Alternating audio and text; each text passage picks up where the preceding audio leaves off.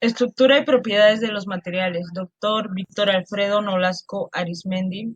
El tema a exponer, teoría y tecnología de dispositivos semiconductores, por Lluvia Raquel Lezama Palma, del 4QIG1. Conducción eléctrica en un semiconductor. Se van a abordar tres temas: diodo de unión PN, transistor bipolar y transistor MOS. Los semiconductores ocupan una posición intermedia entre aislantes y conductores. Son aislantes a 0 grados Kelvin y permiten el paso de corriente a una temperatura ambiente. Esta capacidad de conducir corriente puede ser controlada mediante la introducción en el material de átomos diferentes al del semiconductor, denominados impurezas.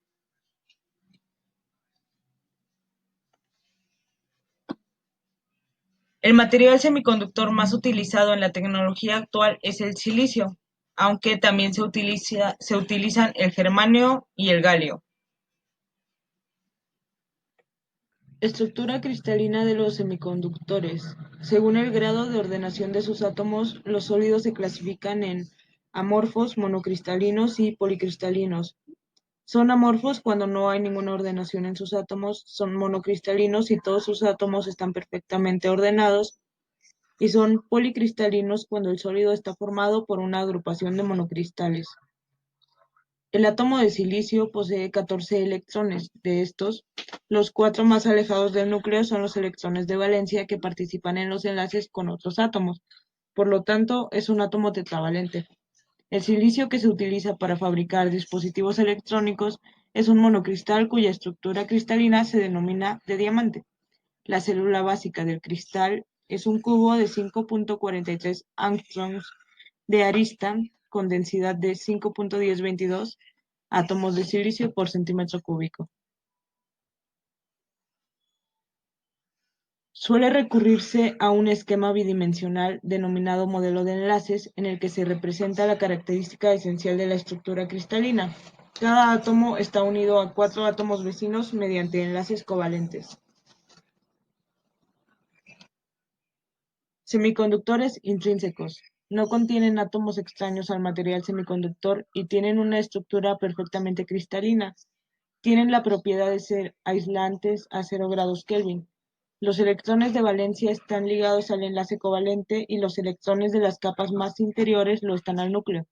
Al aplicar un campo eléctrico no circula corriente porque no hay cargas móviles.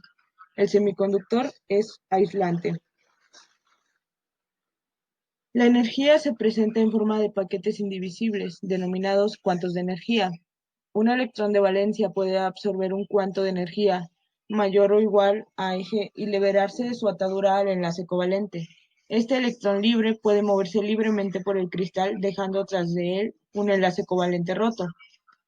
Cuando se aplica un campo eléctrico, este ejercerá una fuerza sobre el electrón libre y se desplazará en sentido contrario al campo eléctrico. Este movimiento dará lugar a la corriente eléctrica. Por eso, al electrón libre se le llama portador de corriente. La corriente se da en dirección del campo eléctrico. Se demuestra que la corriente debida a estos electrones de valencia que ocupan sucesivamente la posición del enlace roto equivale a la corriente producida por una carga positiva ficticia de valor Q positivo, siendo Q negativo la carga del electrón, que se denomina hueco. El hueco es también un portador de corriente. La rotura de un enlace covalente significa la aparición de un par de portadores de corriente. Un electrón libre es un electrón de conducción y de carga menos Q, y un hueco de carga más Q. Existen diferentes bandas. Tenemos la banda de energía, que es un modelo que se usa para representar los cambios energéticos que experimentan los electrones de valencia al convertirse en portadores de corriente. La banda de valencia es la zona en donde se agrupan las energías que poseen los electrones de valencia, que forman los enlaces covalentes. La banda prohibida es la región de energías prohibidas de amplitud eje y se encuentra encima de la zona de valencia. La banda de conducción es la región de energías permitidas, su límite inferior es S El electrón debe absorber una energía mayor o igual que Eg. Un parámetro que caracteriza la capacidad conductora de un semiconductor es la concentración de portadores, o sea, el número de electrones de conducción por centímetro cúbico. Esto se representa por N y el número de huecos por centímetro cúbico se representa por P.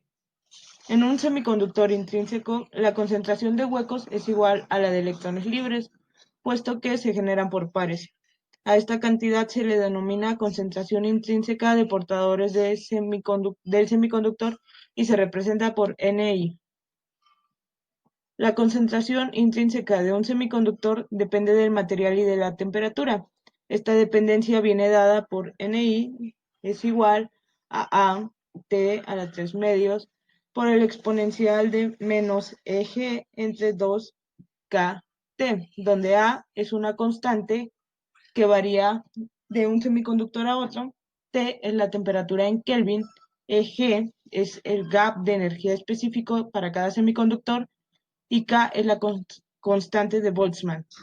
Cuanto mayor sea Eg, menor será Ni, ya que se requiere más energía para liberar un electrón. Semiconductores extrínsecos.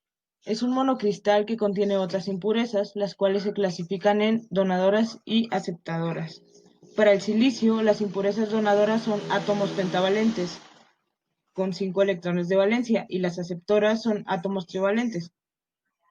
Las impurezas donadoras dan lugar a un semiconductor extrínseco tipo N y las aceptadoras a uno de tipo P. Un semiconductor de tipo N. Las impurezas están en una concentración mucho menor que los átomos propios del semiconductor. Cuando se introduce un átomo de impureza pentavalente, por ejemplo, fósforo, en un cristal, este sustituye a un átomo de silicio en un nudo de la red cristalina. El átomo de impureza dedica 4 de sus 5 electrones de valencia a construir los 4 enlaces covalentes que demanda la estructura cristalina. Estos 4 electrones están ligados a su posición y se requiere como mínimo la energía Eg para liberarlos. El quinto electrón queda débilmente unido al átomo a través de la fuerza atractiva de la ley de Coulomb entre el electrón y el núcleo, y se requiere muy poca energía para desligarlo. La energía requerida para arrancarlo es la que lo separa de la banda de conducción, la cual es mucho menor que Eg. Cuando se entrega una energía mayor o igual que S Ed al quinto electrón, este se desliga del átomo de impureza y se convierte en un electrón libre. Se ha generado, por tanto, un electrón portador de corriente, que no deja atrás de sí un hueco, sino el átomo de impureza ionizado positivamente por la pérdida de un electrón que está fijo en la red cristalina. Se dice entonces que la impureza se ha ionizado. Y en la imagen podemos ver un semiconductor de tipo N y podemos ver el modelo de enlaces y el modelo de bandas. A 0 Kelvin, todos los quintos electrones están unidos a sus átomos de impureza. Por lo tanto, el semiconductor es aislante. Cuando se aumenta la temperatura, se generan cuantos de energía térmica. Algunos electrones los absorben y pasan a la banda de conducción. Esta es la fase de ionización de impurezas. Algunos electrones de valencia. En el silicio a temperatura ambiente, todas las impurezas suelen estar ionizadas. La concentración de electrones de conducción N y de huecos P será dada por N igual a Nd más Nr igual a Nd, tanto para P como para N, en donde Nd es la concentración de átomos de impurezas donadoras y Nr es la de enlaces covalentes rotos. Una vez ionizadas todas las impurezas, los cuantos térmicos disponibles se invierten en romper enlaces covalentes a temperaturas suficientemente altas. El número de enlaces rotos, Nr, puede ser mayor que Nd. N y P tienden a igualarse y se dice que el conductor tiende a intrínseco. Semiconductor tipo P. Cuando un átomo de impurezas trivalente, por ejemplo, boro, sustituye a un elemento de silicio en el cristal, emplea a sus 3 electrones de valencia en formar 3 enlaces covalentes para unirse a sus vecinos, Queda, por lo tanto, el cuarto enlace sin completar. Este ejerce una fuerza de atracción sobre los electrones de valencia vecinos. Cuando uno de estos electrones absorbe una pequeña cantidad de energía, salta a completar el enlace y, por lo tanto, ioniza negativamente la impureza. El electrón que ha saltado deja tras de sí un enlace covalente roto, idéntico a los que se producen cuando un electrón de valencia salta a la banda de conducción. Se genera, pues, un hueco sin que se haya generado un electrón de conducción, ya que el electrón queda fijado en la impureza. Y aquí podemos ver a un semiconductor tipo P con su modelo de enlaces y en el modelo de bandas. A 0 Kelvin, P es aislante. A medida que aumenta la temperatura, se van ionizando las impurezas trivalentes y la concentración P aumenta. A temperatura ambiente, todas las impurezas están ionizadas y la concentración de enlaces covalentes rotos aún es muy pequeña. Los portadores mayoritarios son los huecos y los minoritarios los electrones. Si la temperatura sigue aumentando, Nr aumenta y cuando se hace mayor que Na, las concentraciones de electrones y huecos tienden a igualarse y se dice que el semiconductor tiende a intrínseco. Frecuentemente los cristales semiconductores contienen impurezas de los dos tipos. Se dice entonces que se produce una condensación de impurezas. A efectos de concentración de portadores, todo ocurre como si una impureza donadora y una impureza aceptadora se neutralizaran mutuamente. El semiconductor se comporta como si tuviera un dopado igual a la diferencia entre los dopados totales. El mayor de ellos determina el tipo de semiconductor y la diferencia entre ellos la concentración efectiva de impurezas. Esta propiedad tiene una importancia clave en los procesos tecnológicos, pues permite convertir un semiconductor tipo N en uno P y viceversa. Lo único necesario es añadir al semiconductor una cantidad de impurezas aceptadoras mayor que la de impurezas donadoras presentes en el semiconductor. El fundamento físico de esta propiedad se basa en que a 0 Kelvin los 500 electrones de las impurezas donadoras se transfieren a los átomos trivalentes para completar sus cuartos enlaces sin que se generen portadores en esta transferencia. Generación y recombinación de portadores en un semiconductor. Los procesos de generación de portadores son los que dan lugar a la creación de cargas móviles, normalmente mediante la ruptura de un enlace covalente. Para que éste tenga lugar, se requiere proporcionar al electrón de valencia la energía suficiente para que pueda liberarse, venciendo las fuerzas de ligadura. La recombinación es el efecto contrario a la generación. Es la anulación de un par de electrones de un par electrón hueco mediante la reconstrucción del enlace covalente. Como el electrón libre tiene más energía que el electrón de valencia, en el proceso de recombinación debe desprenderse de la energía en exceso. Según el tipo de energía que se proporciona al portador, los procesos de generación se clasifican en generación óptica, generación térmica, generación mediante ionización por impacto y generación por campo. En la generación óptica, el electrón absorbe un fotón, que es un cuanto de energía electromagnética, para romper el enlace covalente.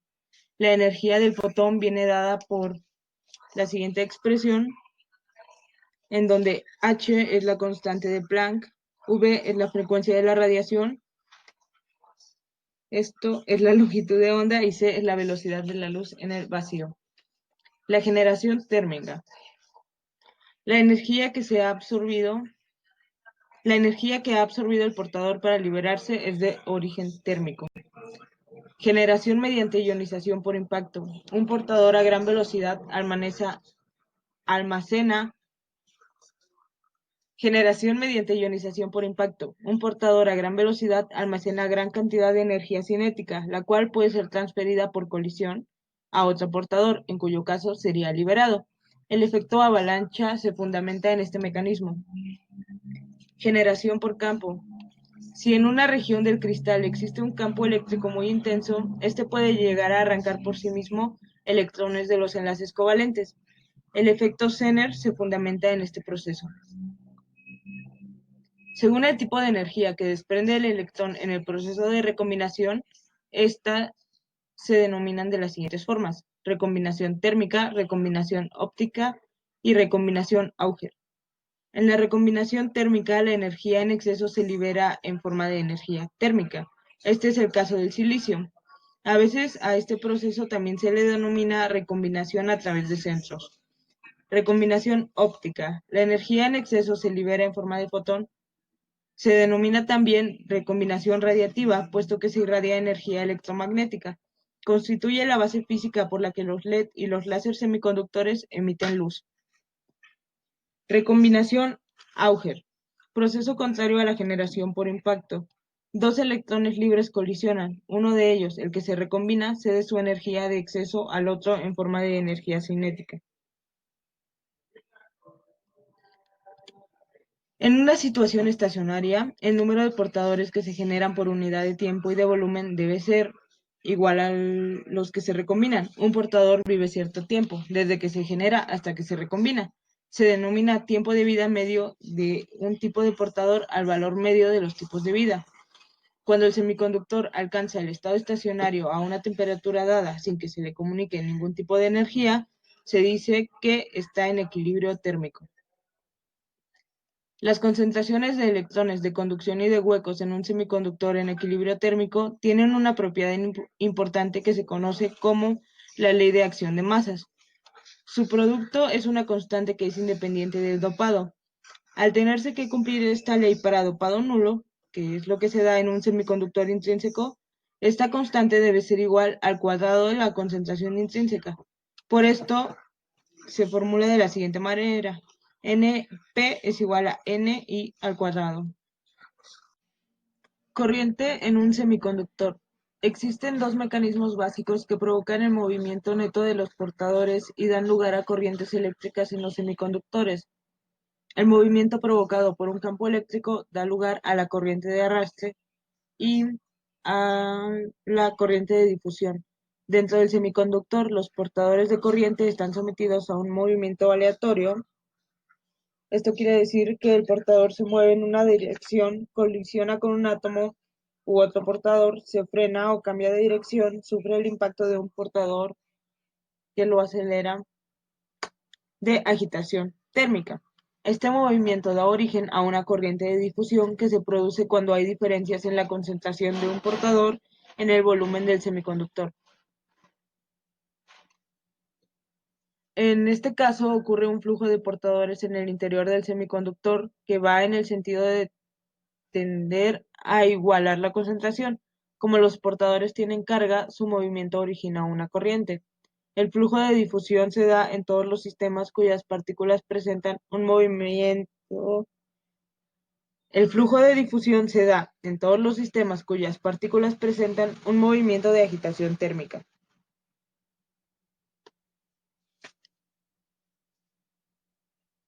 Si las partículas tienen carga, su desplazamiento origina una corriente que viene dada por el flujo de partículas multiplicado por la carga de cada una de ellas.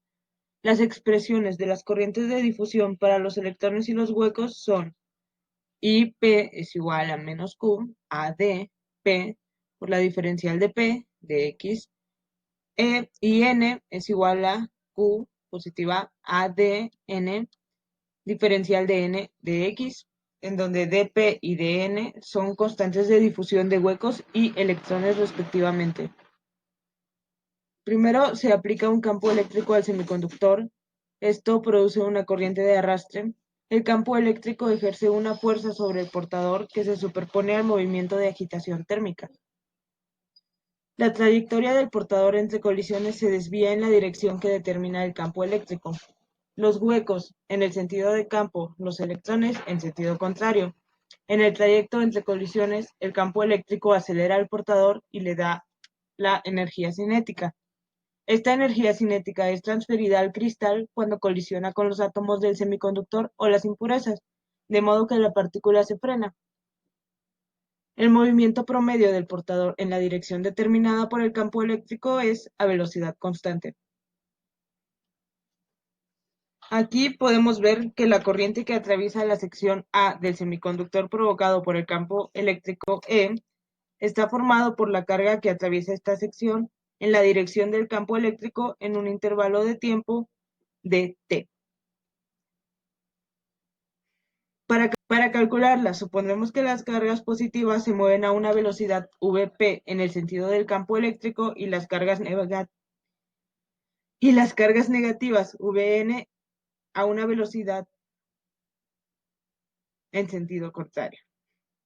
Para calcularlas, supondremos que las cargas positivas se mueven a una velocidad Vp en el sentido del campo eléctrico y las cargas negativas a una velocidad Vn en sentido contrario.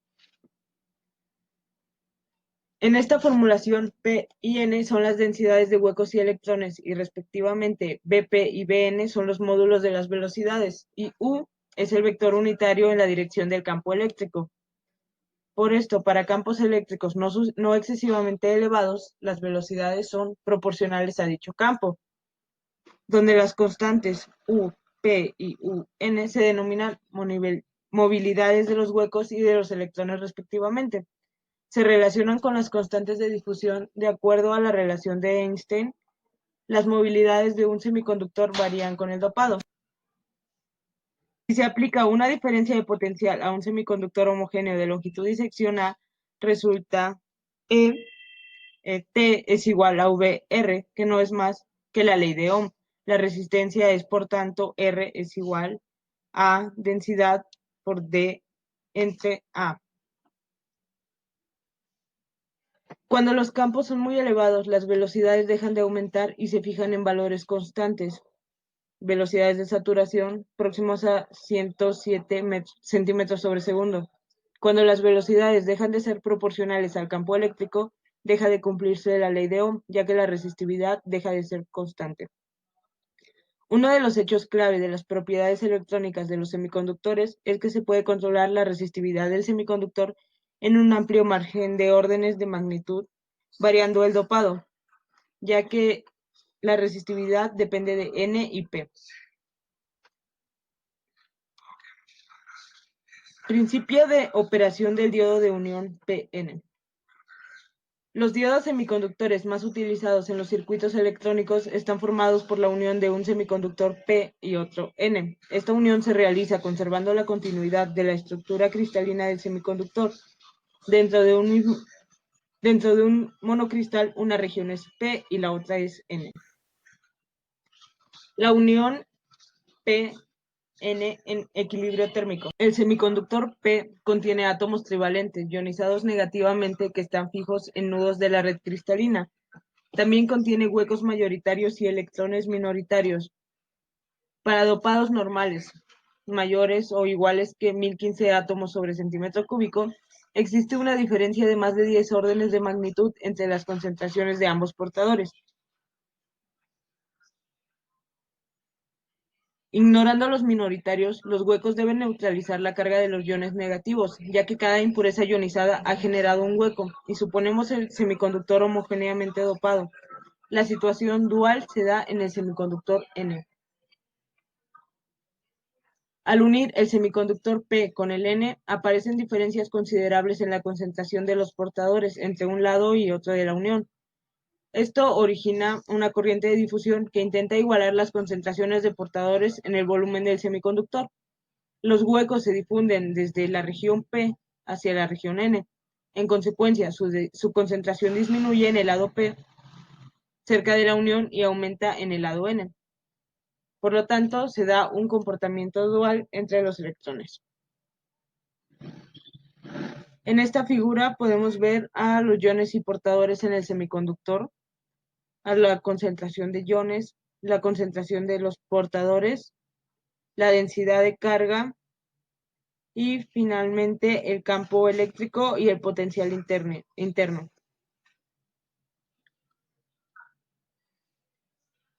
En el semiconductor P aislado, los huecos neutralizan a los iones negativos, puesto que las concentraciones de ambos son iguales. Al realizar la unión de este semiconductor con uno tipo N, la disminución de la concentración de huecos que tiene lugar en el volumen del semiconductor P próximo a la unión, debido a su difusión, rompe la anterior neutralidad y aparece en esta región la carga negativa de los iones aceptores sin neutralizar. Un proceso parecido ocurre en el volumen del semiconductor N, próximo a la unión. Los electrones han disminuido su concentración por efecto de su difusión hacia la región P y dejan tras de sí sin neutralizar a los átomos donadores ionizados positivamente.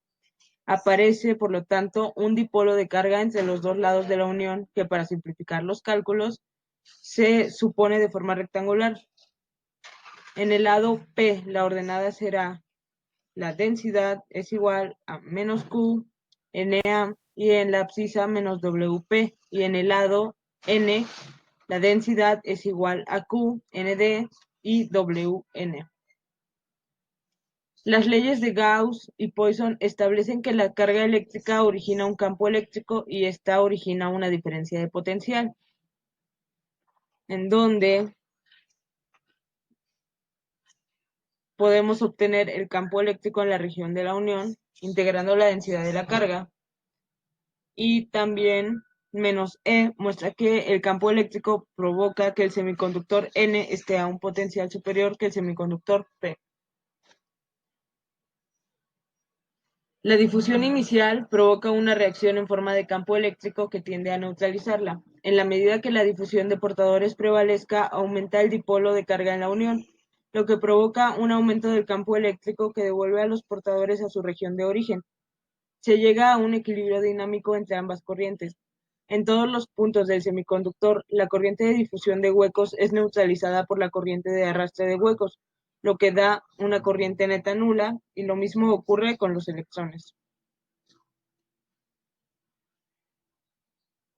Cuando este equilibrio se alcanza, existen unos valores determinados del campo eléctrico de los espesores de las regiones en los que hay carga sin neutralizar. A esta región se denomina carga espacial o región de transición, y de la diferencia de potencial entre la región N y la región P. Aquí está el potencial de difusión, V, VI. El campo eléctrico y el potencial pueden calcularse integrando la densidad de carga y el campo eléctrico. La forma rectangular de la carga produce una forma triangular para el campo eléctrico y dos tramos parabólicos para el potencial, donde el subíndice ohm indica valores de equilibrio, y W0 igual a WP0 más WN0 es el espesor total de la zona de carga espacial. En un diodo de unión P-N de silicio, hallar el espesor de la zona de carga espacial y el valor del campo eléctrico máximo en la unión, si los dopados son, y nos da una serie de valores para resolverlo. Entonces procedemos a sacar el potencial de difusión, el cual nos da un resultado de 0.67 voltios. Calculamos, pues, el espesor de la zona de carga espacial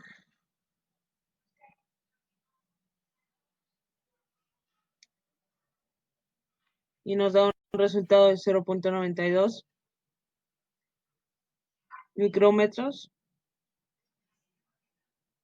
Casi todo el espesor corresponde a la parte menos dopada debido a la neutralidad global de carga. Por lo tanto, WP0 es igual a 0.91 por 10 a la menos 2 micrómetros y WN0 es igual a 0.91 micrómetros. El campo eléctrico máximo en la unión será de 14.565 volts sobre centímetro.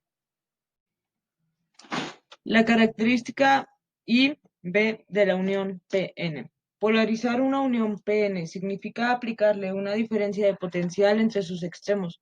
Cuando la tensión aplicada en P es positiva respecto a la aplicada en N, se dice que la unión se polariza directamente. En caso contrario, la polarización se denomina inversa. La diferencia de potencial aplicada se superpone al potencial interno de la unión Pn.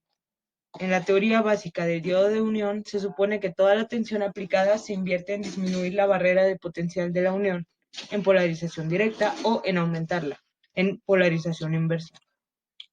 Esta aproximación es bastante exacta para corrientes débiles, pero no es aproximada cuando las corrientes son intensas. La barrera de potencial de una unión polarizada se aproxima por tanto a B, BI, B en polarización directa.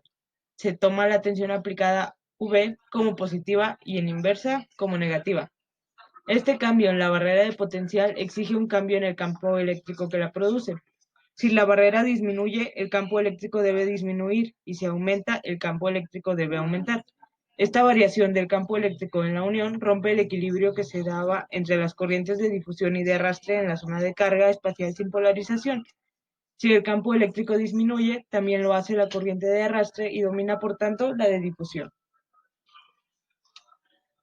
En una unión P-N polarizada directamente, domina la corriente de difusión sobre la de arrastre. Esto produce una fuerte inyección de huecos desde la región P hacia la región N y otra intensa inyección de electrones desde N hacia P.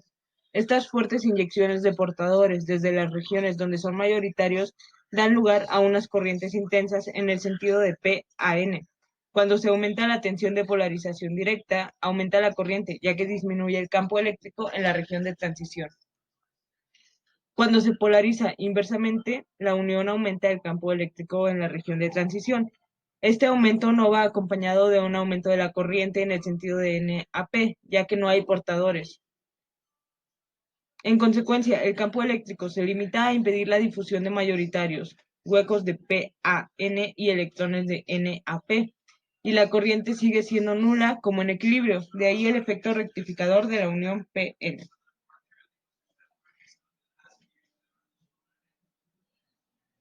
Una teoría más completa de la unión P-N demuestra que la corriente de huecos que inyecta la región P a la región N y la corriente de electrones que la región N inyecta en la región P vienen dadas por esta expresión de IP e IN, donde K, P y Kn son constantes que dependen de los tiempos de vida y constantes de difusión de los huecos y electrones en las regiones N y P, respectivamente, donde son minoritarios, así como de las dimensiones de estas. La corriente total en la unión será esta corriente. Estas expresiones muestran que las corrientes IP e IN son inversamente proporcionales al dopado. Controlando el dopado puede controlarse el valor de cada una de ellas. La región menos dopada es la que domina la corriente inversa de saturación del diodo.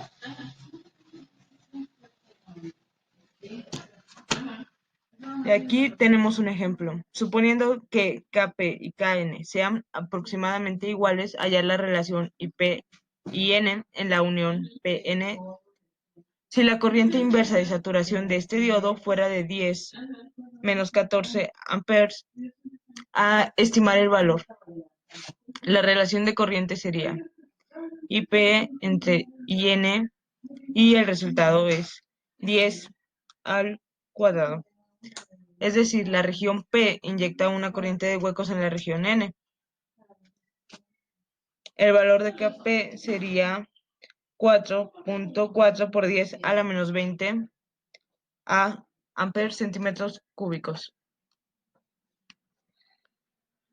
Ruptura de la unión. Si la unión se polariza inversamente, el campo eléctrico aumenta. Cuando alcanza un valor crítico, al que se le denomina campo eléctrico de ruptura, se produce un incremento repentino e intenso de la corriente. Esta es la ruptura de la unión. Las expresiones del campo eléctrico máximo y del espesor de la zona de carga de espacio halladas para equilibrio térmico deben modificarse cuando se aplica una polarización al diodo. La ruptura de la unión puede deberse a el efecto avalancha o al efecto Zener. El efecto avalancha consiste en que un portador que entra en la zona de carga de espacio de la unión experimenta una fuerte aceleración por el campo eléctrico, acumula energía cinética y al colisionar con otro electrón de valencia lo arranca del enlace covalente, traspasándole parte de su energía cinética. El electrón inicial, el electrón arrancado y el hueco generado repiten cada uno el proceso anterior. La consecuencia es que la corriente se multiplica por un factor muy superior a la unidad.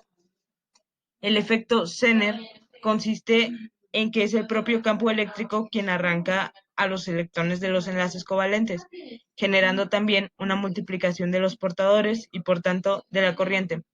El efecto avalancha suele predominar cuando los dopados no son muy altos, mientras que el efecto Zener se da para dopados elevados.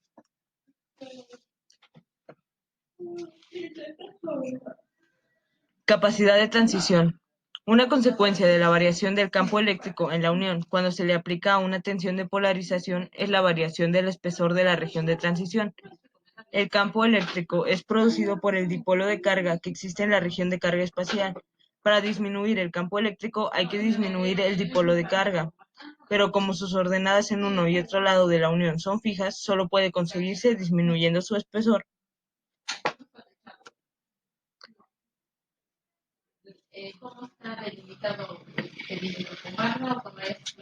Para disminuir el espesor de la zona de carga espacial, deben inyectarse huecos al lado P que neutralicen los iones negativos situados junto a la frontera de la región de transición e inyectar electrones al lado N que neutralicen a los correspondientes iones positivos. Pero esto es un efecto capacitivo, el cual es almacenar cargas en las armaduras de un condensador. A este efecto capacitivo se le denomina capacidad de transición y se modela como un condensador. A es la sección de la unión Pn, epsilon la permitividad del semiconductor, W el espesor de la zona de transición y CJ0 la capacidad de transición en equilibrio térmico. Y como ejemplo tenemos calcular la capacidad de transición de la unión Pn en equilibrio térmico y justo antes de la ruptura nos dan los datos y la capacidad de CJ0 sería 1.08. La capacidad cuando el voltaje es menos 284 es 0.05. La disminución de CJ es debida al aumento del espesor de la zona de carga.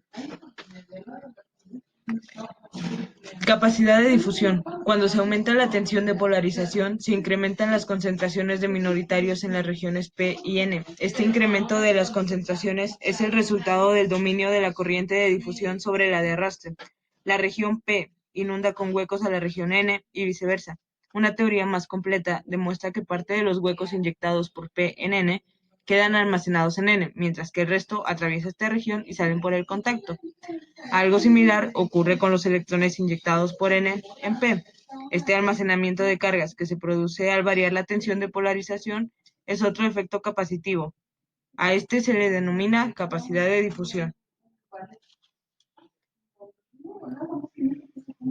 La capacidad de difusión está asociada a las corrientes que atraviesan la zona de transición del diodo, es decir, a la corriente del diodo. Esta capacidad viene dada por Cs, donde tau es una constante de proporcionalidad, donde tau t es una constante de proporcionalidad que tiene dimensiones de tiempo y se denomina tiempo de tránsito. Y D es la corriente que pasa por el diodo, Vt es la tensión térmica e Is es la corriente inversa de saturación del modelo exponencial del diodo. El transistor bipolar fue descubierto en 1948 por Barden, Brittain y Shockley, cuando intentaban crear un transistor de efecto de campo de germanio. Una característica es su rapidez de operación, que se basa en su capacidad de conducir corrientes muy intensas en muy poca área de silicio, lo que permite una rápida carga y descarga de la capacidad. Las características del NPN son duales a las del PNP. Principio de operación del transistor bipolar. La estructura PNP está constituida por tres regiones. Una región P, que forma el emisor, otra N para la base y la región P de colector. Esta estructura contiene dos uniones, la unión emisora y la unión colectora. En una primera impresión podría pensarse que el transistor se comporta como dos diodos conectados en oposición.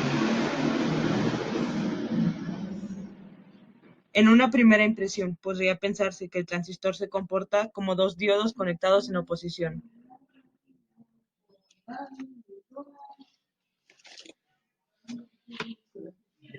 En este modelo, la corriente del colector vendría determinada por la tensión entre colector y base, VCB, de acuerdo con la ecuación exponencial del diodo del colector. La corriente de emisor por la tensión entre emisor y base, de acuerdo con la ecuación del diodo de emisor, y la corriente de base por las diferencias entre los dos anteriores. Sin embargo, este modelo es falso porque ignora un efecto de crucial importancia, el efecto transistor.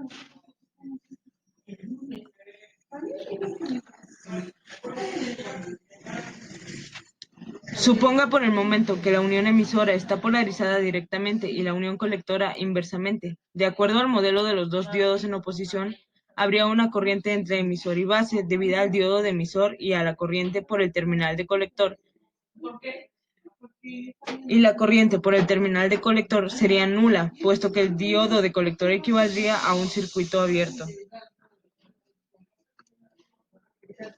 El efecto transistor se modela incluyendo una fuente dependiente entre base y colector. La corriente de base del transistor está constituida por los electrones que la base inyecta al emisor. Esta es la teoría de operación de la unión p-n. Y por los electrones que se inyectan desde el terminal exterior para recombinar con los huecos que se pierden en la base. Si no se inyectaran estos electrones, los huecos que se recombinan en la base agotarían los electrones de ella, puesto que es una situación de régimen permanente. Un parámetro muy importante del transistor bipolar es beta F. Este parámetro es la relación entre la corriente de colector y la de base cuando el transistor trabaja en la región activa. Es decir, si se divide el numerador y denominador de la expresión anterior por IPE más INE, resulta beta F y C entre IP. Para tener un transistor con una beta F de valor elevado, se requiere tener una alfa F de valor muy próximo a la unidad. Para conseguirlo, se necesita que IPC sea lo más próxima posible a IPE más INEY. Y esto exige dos condiciones. Uno, que la corriente que la base inyecta al emisor sea mucho menor que la que el emisor inyecta a la base. Dos, que las pérdidas de huecos por recombinación en la base sean lo menor posible, a fin de que IPC sea próximo a IPE.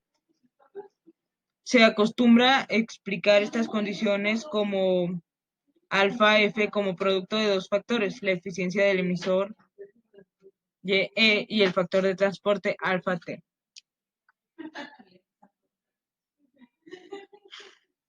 El efecto de transporte alfa T mide las pérdidas por recombinación en la base. Estas pérdidas se pueden disminuir haciendo la base más delgada, puesto que entonces los huecos tardan menos tiempo en atravesarla. La diferencia del emisor YE es una medida de la relación entre las corrientes de huecos y de los electrones a través de la unión emisora.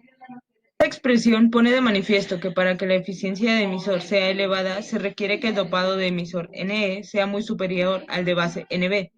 Obsérvese también que la eficiencia de emisor nunca puede ser superior a la unidad. Ejemplo, en un transistor NPN se supone un efecto de transporte en la base de 1. Si Kp es igual a Kn en la unión emisora, ¿cuál debe ser el dopado de emisor para conseguir una beta F mayor o igual a 100 si el dopado de base es de 5 por 10 a la 16 centímetros cúbicos? Establecemos el parámetro de alfa F, el cual nos da un valor de 0.99. Como el factor de transporte se superpone a la unidad, la eficiencia de emisor valdrá 0.99. Modelo del transistor bipolar. Si la polarización fuera simétrica a la anterior, es decir, si VCB fuera positiva y VEB negativa, el comportamiento de la estructura sería dual al anterior. El colector haría de emisor y el emisor de colector. Este funcionamiento inverso del transistor puede modelarse mediante un diodo del colector, por el que circula una corriente IR en sentido colector base y una fuente dependiente entre base y emisor de valor alfa R y R. Cuando se considera una polarización arbitraria, el modelo del transistor es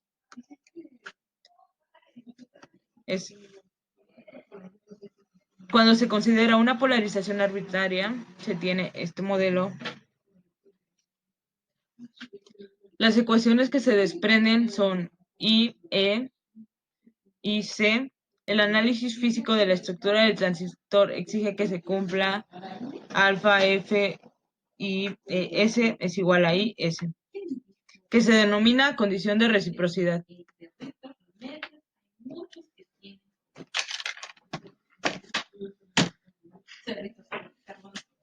Cuando se analizan circuitos con transistores, suele utilizarse un modelo de transistor más simple, al que se le denomina modelo de Ebers-Moll de transporte. Este se obtiene del anterior despejando a I, E S e ICS en función de IS en la última expresión y sustituyendo alfa F y alfa R en función de beta F y beta R respectivamente. Entonces se tiene estas ecuaciones en donde ICT es igual a ICC menos IEC y las corrientes ICC e ICS vienen dadas por las siguientes ecuaciones, las cuales vemos aquí.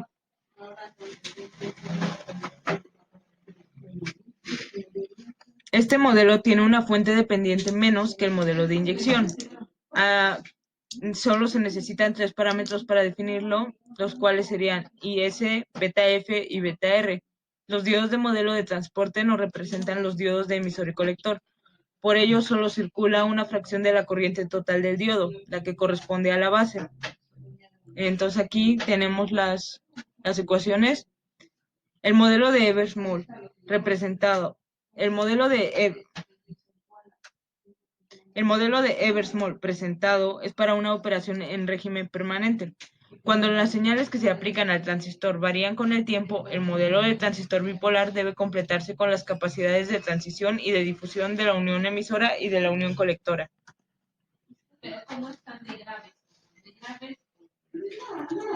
Transistor de efecto de campo MOS. Debe su nombre a la estructura de su parte central, metal, óxido, semiconductor. Su predominio en la electrónica actual se debe a su capacidad de miniaturización y a la posibilidad de realizar con él circuitos que consumen muy poca potencia. Su principio de operación es el siguiente: la corriente que circulará entre el terminal D y el S será prácticamente nula, sea cual sea la tensión VD, puesto que en su trayectoria siempre se encuentra un diodo polarizado en inverso. En esta figura podemos observar el efecto de campo en el MOS. En la figura A tenemos la estructura de partida, en la B circuito equivalente, en la C ya está la aplicación de un campo eléctrico transversal, en la D está el efecto del campo sobre la concentración de los portadores, en la E, que es esta, tenemos la aparición de un canal conductor, y en la F finalmente tenemos un transistor MOS. Si en dirección perpendicular a la superficie comprendida entre las regiones de N+, donde está, que simboliza un dopado de valor muy elevado, las concentraciones de portadores en el semiconductor P se modifican. El campo eléctrico rechaza los huecos hacia el interior del semiconductor y atrae a los electrones hacia la superficie. Esto provoca en la región próxima a la superficie una disminución de la concentración de huecos y un aumento de la concentración de electrones. Si el campo es lo suficientemente intenso, puede provocar que en la superficie del semiconductor la concentración de electrones sea superior a la de huecos. Entonces se dice que la superficie se ha invertido o que se ha creado un canal de electrones. Este canal rico en electrones es una región N que conecta a las dos regiones N+. Se ha abierto un camino de conducción alternativo a los dos diodos en oposición que permite el paso de corriente. La corriente que circula entre el drenador D y el surtidor S dependen de la resistencia del canal. A menor resistencia, mayor corriente. La resistencia disminuye al aumentar el campo eléctrico transversal, ya que aumenta el número de electrones en la superficie. Por lo tanto, la corriente puede controlarse a través del campo eléctrico perpendicular a la superficie. Por esto se dice que es un dispositivo de efecto de campo. El campo eléctrico perpendicular a la superficie se crea mediante un condensador formado por una placa metálica denominada puerta, un aislante y el propio semiconductor que constituye la otra placa del condensador. El aislante suele ser óxido de silicio. Al aplicar una tensión positiva en G se crea un campo eléctrico transversal que, si tiene una intensidad suficiente, crea el canal en la superficie del semiconductor. Este dispositivo se denomina transistor MOS de canal N. En esta figura podemos ver la estructura del MOS. Tenemos la distribución de cargas y de un campo eléctrico. La carga en la armadura metálica del condensador es positiva y se distribuye en forma de una película delgada en la superficie del metal. La carga en el semiconductor es negativa y de valor absoluto igual a la carga positiva del metal. Está formada por la carga del canal Qn y la carga debida a las impurezas ionizadas Qd. Ahora tenemos estas expresiones en donde está Vt. La tensión umbral viene dada por una constante Vt0 más un término que depende de la diferencia de tensión entre el terminal de sustrato B y el de surtidor A. A esta dependencia se le denomina efecto sustrato. Bt0 depende de las características específicas del metal de puerta y del dopado de silicio. La derivada de COX es la capacidad del condensador de puerta por unidad de superficie, donde TOX es el espesor del óxido de puerta.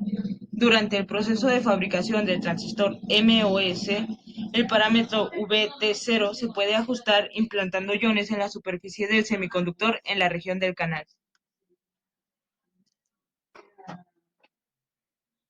El drenador y surtidor son intercambiables. En el transistor MOS de canal, N actúa como drenador de la región N, que está a un potencial mayor. Como la estructura del transistor en lo que afecta a las regiones N es simétrica, la característica I, V del transistor será igual tanto si actúa de drenador una región N como la otra. Otra característica importante de este transistor es la saturación de la corriente por el estrangulamiento del canal. Aquí tenemos en la figura la división del condensador de puerta en condensadores elementales y aquí el estrangulamiento del canal. El mecanismo de transporte de portadores en condiciones de estrangulación es el extremo del canal en la región estrangulada está a una tensión VGC-VT superior al surtidor. Esta diferencia de tensión crea un campo eléctrico longitudinal en el canal que arrastra los electrones desde el surtidor hasta la región estrangulada. La acumulación en esta región origina un campo eléctrico longitudinal en la región estrangulada que los arrastra hasta el drenador. Si la posición del punto de estrangulamiento fuera fija, la corriente sería constante. La longitud del canal se reduce ligeramente al aumentar la tensión del drenador, ya que aumenta la anchura de la región estrangulada. Esta disminución de la longitud del canal provoca un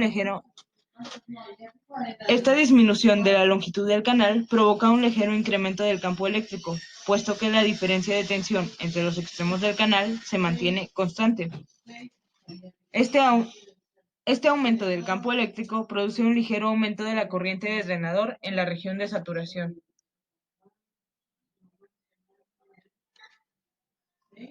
Modelo del transistor MOS. Supóngase que el canal no está estrangulado y considérese uno de los condensadores elementales de longitud diferencial de Y. Este condensador elemental tiene aplicada una tensión VGS en la placa de puerta y una tensión VCY en la placa semiconductora. Esta última tensión toma un valor intermedio entre la tensión aplicada al drenador y al surtidor. La carga negativa de la placa semiconductora por unidad de superficie de puerta será la siguiente. Procesos tecnológicos básicos en los semiconductores. La inmensa mayoría de dispositivos semiconductores se fabrican con silicio monocristalino. El silicio es el segundo elemento más abundante de la corteza terrestre, solo por detrás del oxígeno. Se obtiene a partir de la sílice mediante un proceso de reducción y purificación. Posteriormente, mediante un proceso de cristalización, se obtiene el silicio monocristalino.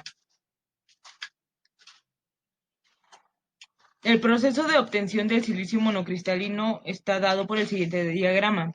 En primer lugar, se reduce la sílice de la arena a alta temperatura en presencia de carbono. Se obtiene así silicio muy impuro. Se hace reaccionar con cloro para obtener triclorosilano, un compuesto líquido que se puede conseguir en alto grado de pureza mediante un proceso de destilación. Ese triclorosilano ultrapuro es descompuesto térmicamente a 1000 grados Celsius en una atmósfera de hidrógeno y se obtiene silicio policristalino ultrapuro. A partir de ese se obtiene un monocristal de silicio. Existen dos métodos para obtenerlo. El primero es el método. Existen dos métodos para producir silicio. El primero es el método de Czochralski. El primer paso es fundir el silicio monocristalino en un crisol. En el extremo inferior de un soporte vertical se coloca un pequeño cristal de silicio al que se le den... En el extremo inferior de un soporte vertical se coloca un pequeño cristal de silicio al que se le denomina simiente cristalina. Se pone en contacto con el silicio fundido justo en la superficie del crisol. Se imprime un movimiento de giro y lenta elevación al soporte vertical. La simiente cristalina se funde un poco cuando hace contacto con el silicio fundido. Al hacerla girar se consigue que átomos de silicio fundido vayan agrupándose a su alrededor. Al enfriarse, por dejar de estar en contacto con el silicio fundido, debido al movimiento de elevación del soporte, se van fijando en las posiciones que determina la simiente cristalina. Los 9 átomos de silicio van continuando la estructura cristalina de la simiente. Así, se obtiene un lingote cilíndrico de silicio monocristalino de unos 15 centímetros de diámetro. Así, se obtiene un lingote cilíndrico de silicio monocristalino de unos 15 centímetros de diámetro y algunos metros de altura. También está el método de zona flotante, en el que se parte de una columna vertical de silicio en el que se También existe el método de zona flotante, en el que se parte de una columna vertical de silicio policristalino sujeta en sus extremos por dos soportes. Una bobina de espira por la que circula una corriente de radiofrecuencia rodea dicha columna y produce una fusión localizada del silicio de la columna en la sección de la bobina. Esa bobina se puede desplazar verticalmente a lo largo de toda la extensión de la columna de silicio. La bobina empieza a fundir el silicio del extremo inferior, en la que hay una simiente cristalina. Al subir lentamente, provoca que la zona fundida del centro de la bobina vaya desplazándose hacia arriba. La zona fundida que queda por debajo de la bobina recristaliza, siguiendo una estructura monocristalina. La zona fundida queda, por tanto, flotante entre dos zonas sólidas. El silicio tiene la propiedad que los átomos de impureza prefieren, la fase líquida a la sólida, por lo que el proceso de cristalización va acompañado de otro de purificación. El lingote monocristalino conseguido de esta forma suele contener menos impurezas que el logrado por el método anterior. Deposición de capas sobre el silicio. El objetivo de estos procesos es depositar capas de distintos materiales sobre una oblea de silicio, cuyo espesor puede ser controlado. El objetivo de estos procesos es depositar capas de distintos materiales sobre una oblea de silicio, cuyo espesor puede ser controlado durante el proceso. Estas capas pueden ser conductoras, por ejemplo el aluminio, o aislantes, como de nitruro de silicio. Existen dos técnicas básicas para depositar capas sobre el silicio. La técnica PVD y la técnica CVD. En la primera, los átomos que se depositan sobre el sustrato de silicio proceden de un material que ha sido disgregado por métodos físicos. En la segunda, los átomos que se depositan sobre el silicio son el producto de una reacción química entre dos gases. La reacción química tiene lugar sobre el silicio y el producto de la reacción cae sobre él. Oxidación del silicio. El dióxido de silicio tiene propiedades clave en la tecnología microelectrónica. Actúa de máscara en los procesos de introducción de impurezas dentro del silicio. Constituye un dieléctrico de alta calidad para hacer transistores MOS y es un buen protector de las superficies de silicio. Al igual que el nitruro de silicio, el dióxido de silicio puede obtenerse por CVD. Esta es la forma normal de obtención cuando se requiere un grosor considerable y los requisitos sobre su calidad no son muy estrictos. Sin embargo, cuando se requiere óxido de gran calidad, se procede a realizar la oxidación del sustrato de silicio, la cual consiste en hacer reaccionar a los átomos de silicio del sustrato monocristalino con átomos de oxígeno que se introduce en el horno en forma gaseosa. Esta reacción es eficaz a una temperatura de unos 1000 grados centígrados. El producto es dióxido de silicio y queda como una capa en la superficie del silicio. A medida que el grosor de esta capa aumenta, la reacción se hace más lenta, ya que los átomos de oxígeno deben atravesar la capa de dióxido de silicio para poder reaccionar con los átomos de silicio del sustrato. La rapidez de crecimiento de la capa de dióxido de silicio puede incrementarse si se añade al oxígeno vapor de agua. La reacción se denomina entonces oxidación húmeda, aunque en este caso disminuye la calidad del óxido resultante. Fotolitografía.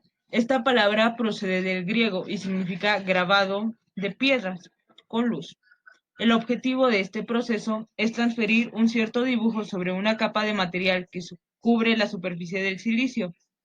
Este es otro proceso clave para la fabricación de dispositivos semiconductores.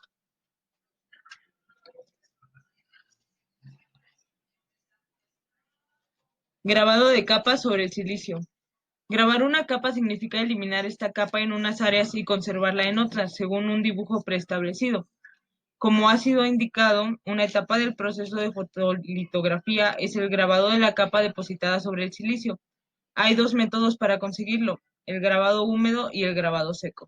El grabado húmedo consiste en sumergir la oblea con la fotorresina revelada en un líquido que disuelve el material de la capa a grabar, pero no la fotorresina. El líquido ataca al material de la capa de forma isotrópica, es decir, el ataque se produce por igual en todas direcciones en las áreas del material en contacto con el líquido. Esto provoca que también desaparezca un poco de material en los bordes de la capa debajo de la fotorresina. Se pierde en consecuencia resolución en la transferencia del dibujo de la máscara. El grabado seco consiste en atacar la oblea con un gas a baja presión.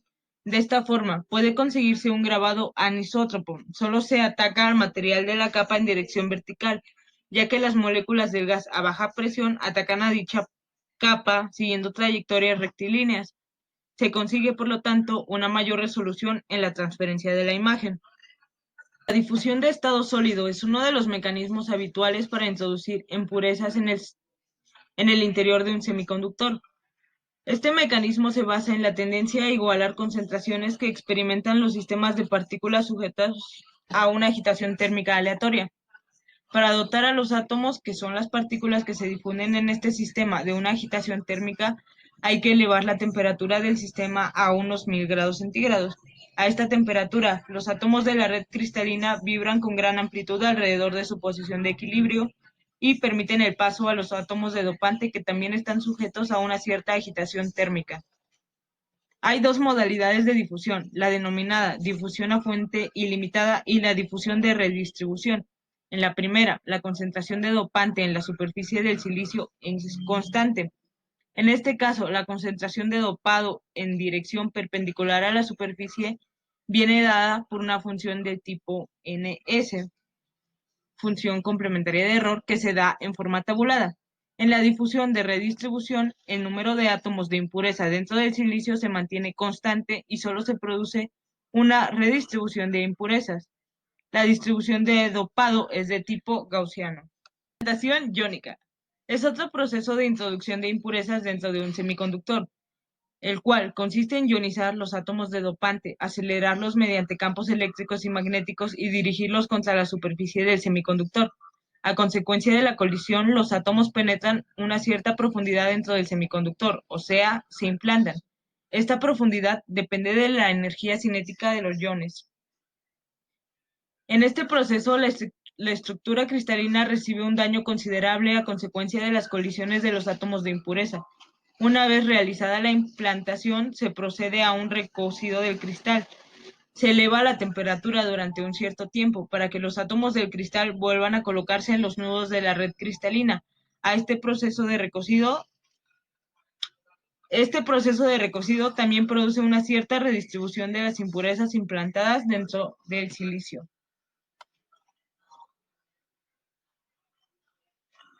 Montaje y encapsulado de los dispositivos. La posibilidad de hacer un gran número de dispositivos a la vez se debe al pequeñísimo tamaño de cada uno de ellos. Por esto, se fabrica un gran número de dispositivos o circuitos integrados, cada uno en una pequeña área de la oblea de silicio. Así, una vez acabados los procesos sobre la oblea, hay que proceder a partirla en dados y a separarlos unos de otros. Fabricación del transistor bipolar. Los transistores bipolares se pueden fabricar como dispositivos discretos o bien formando parte de circuitos fabricados sobre un dado de silicio. A estos circuitos fabricados sobre el silicio se les denomina circuitos integrados, CI. En este capítulo, a, es- a estos circuitos fabricados sobre el silicio se les denomina circuitos integrados. Una vez obtenido un dado y verificado su correcto funcionamiento, se procede a montarlo en un encapsulado adecuado para su uso en equipos electrónicos. Este proceso suele consistir en fijar el dado en un soporte, en conectar los terminales exteriores del encapsulado a los puntos precisos de las pistas metálicas definidas sobre la superficie del semiconductor y en proporcionar al conjunto resistencia mecánica a la humedad y a los agentes corrosivos exteriores.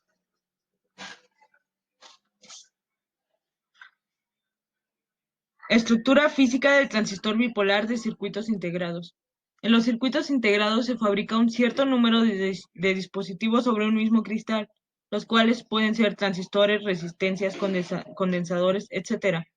Todos ellos comparten el mismo substrato, por ello deben buscarse procedimientos para aislar unos dispositivos de otros e interconectarlos para formar un circuito. Si se supone que el circuito integrado se fabrica sobre un sustrato de silicio monocristalino tipo P, y de alguna forma se consigue crear una zona N dentro del cristal P, se aplica a la región P una tensión negativa y a la N una tensión positiva. Entonces, la unión P-N estaría polarizada inversamente y equivaldría a un circuito abierto. Todos los dispositivos que se fabricarían dentro de la región N estarían entonces aislados del sustrato P. Este es precisamente el medio que se suele utilizar para aislar unos dispositivos de otros en la tecnología bipolar.